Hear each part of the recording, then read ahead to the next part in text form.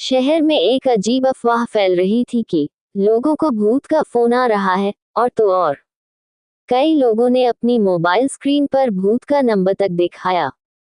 लेकिन किसी के पास कोई तथ्य नहीं है जिनसे ये साबित किया जा सके कि उनकी बातों में सच्चाई है। लेकिन जब तक ये केवल मजाक तक सीमित था, तब तक तो लोग इसे हल्के में ले रहे थे। लेकिन एक घटना से सबके कान खड़े हो गए। एक दिन एक व्यक्ति मोबाइल में बात करते हुए अपने बिल्डिंग की छत से कूद जाता है और नीचे गिरते ही उसकी मौत हो जाती है। शहर में एक व्यक्ति की आत्महत्या आम बात है, लेकिन फोन में बात करते हुए कूदना, इसका मतलब वह किसी न किसी से तो अपने मरने की वजह बता रहा था।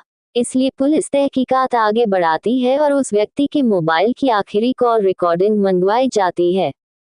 लेकिन ताज्जुब की बात तो ये थी कि उस समय उसके फोन में किसी का कॉल नहीं आया था। पुलिस की चिंताएं और बढ़ जाती हैं, क्योंकि लोगों की भीड़ ने उस व्यक्ति को फोन में बात करते हुए देखा था। तो क्या ये व्यक्ति फोन में बात करने का नाटक कर रहा था? गुत्थी उलझती जा रही थी कि एक और हादसे से शहर में दहशत के बादल मंडराने लगते हैं। एक और व्यक्ति रेलवे स्टेशन पर फोन में बात करते करते ही आ रही ट्रेन के आगे कूदकर अपनी जान दे देता है, और जब उसके मोबाइल की जांच की जाती है तो उसमें भी यही पता चलता है कि उसके फोन में किसी का कॉल नहीं आया था। न्यूज़ के माध्यम से खबरों से ज्यादा अफवाहें फैल रही थी। हर कोई भूत का नंबर जानना चाहता था। डर की वजह से लोगों ने फोन में अननोन नंबर उठाने बंद कर दिए थे। मामला पुलिस की पहुंच से ऊपर था, इसलिए भूत विशेषज्ञ को बुलवाया जाता है। उन्हें मामले की जानकारी पहले से ही थी, इसलिए बिना देरी किए मारे गए व्यक्तियों के मोबाइल की नेटवर्क रिपोर्ट मंगवाते हैं, जिसकी फ्रीक्वेंसी से उन्हें पता चलता है कि उनके फोन में भले ही किसी का कॉल नहीं आया, लेकिन फोन से किसी का नेटवर्क कनेक्ट जरूर हुआ है। मामला डिजिटल टेक्नोलॉजी का था, इसलिए इन्वेस्टिगेशन में डेटा साइंटिस्ट्स को भी शामिल किया जाता है। इन्वेस्टिगेशन चल ही रही होती है कि अचानक शहर में 3 लोग और अलग अलग तरीकों से आत्महत्या कर लेते हैं। इससे शहर में दहशत का माहौल बनता जा रहा था। डेटा साइंटिस्ट्स को एक सुराग मिलता है। जितने भी लोग मारे गए हैं, सभी के मोबाइल में एक वेबसाइट का लिंक पाया गया है। उस वेबसाइट में बहुत से भूतिया मंत्र लिखे हुए हैं, और उन्हीं मंत्रों में एक भूतिया नंबर भी है, जिसके माध्यम से रिकॉर्डेड मैसेज भेजा जाता है, और मैसेज को सुनते ही कोई भी व्यक्ति सम्मोहित होकर अपनी जान दे देता है। लेकिन वेबसाइट ही हत्या की जिम्मेदार है, ये कहना संभव नहीं था, क्योंकि केवल किसी आर्टिकल को पढ़ने से कोई कैसे मर सकता था। इसी बीच विशेषज्ञ आर्टिकल को गहराई से जांच करते हैं, तो पता चलता है कि वह कोई साधारण मंत्र नहीं, बल्कि वशीकरण मंत्र लिखे गए हैं, जिनके माध्यम से लोगों को पहले तो सम्मोहित किया जाता है, फिर उनके मोबाइल में एक रिकॉर्डेड मैसेज के जरिए उन्हें आत्महत्या करने के लिए निर्देश भेज दिए जाते हैं। पुलिस को हत्या के कारण का तो पता चल गया था, लेकिन इसके पीछे कौन है, यह अभी जानना बाकी था। तभी डाटा साइंटिस्ट वेबसाइट को ट्रैक कर लेते हैं।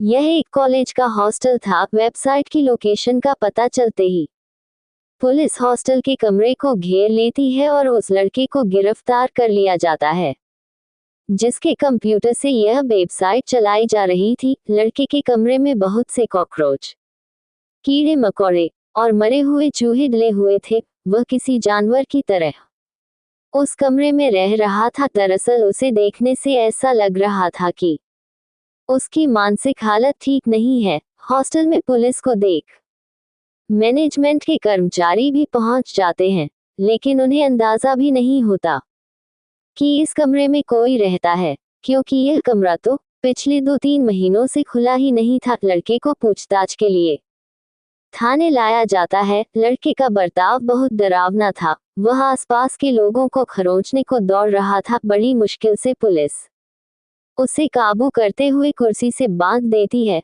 पुलिस ऑफिसर उससे एक एक करके कई सवाल पूछते हैं, लेकिन वह उनके किसी भी सवाल का जवाब नहीं देता। पुलिस ऑफिसर थोड़ा सख्ती से पूछताछ करने का प्रयास करते हैं, लेकिन वह कोई प्रतिक्रिया नहीं देता। पुलिस ऑफिसर भूत विशेषज्ञ को लड़के से पूछताछ करने को कहते हैं। भूत विशेषज्ञ को पहले ही पता था कि वह लड़का साधारण स्वभाव का नहीं है, पक्का किसी प्रेतात्मा ने उसके ऊपर कब्जा किया है। भूत विशेषज्ञ अपने यंत्रों से लड़के को अपने काबू में करते हैं और उसे एक एक करके सवाल पूछना शुरू कर देते हैं। लड़का जोरदार आवाज में जवाब देता है और 1 घंटे की पूछताछ के बाद पता चलता है कि उसके अंदर उसी के दोस्त का भूत आ चुका है, जिसने 3 महीने पहले आत्महत्या की थी। दरअसल वह मानसिक तनाव से गुजर रहा था, जिस वजह से उसने मौत को गले लगा लिया। वह उसी कमरे में मरा था जहां से पुलिस ने उस लड़के को गिरफ्तार किया था।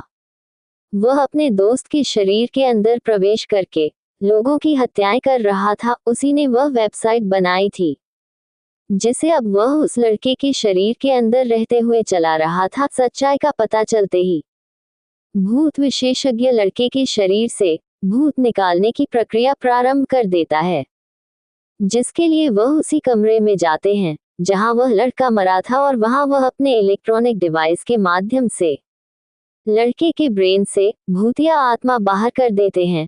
लड़का वही बेहोश हो जाता है। 12 घंटे तक बेहोश रहने के बाद जब उसे होश आता है तो वह धीरे धीरे सामान्य होने लगता है।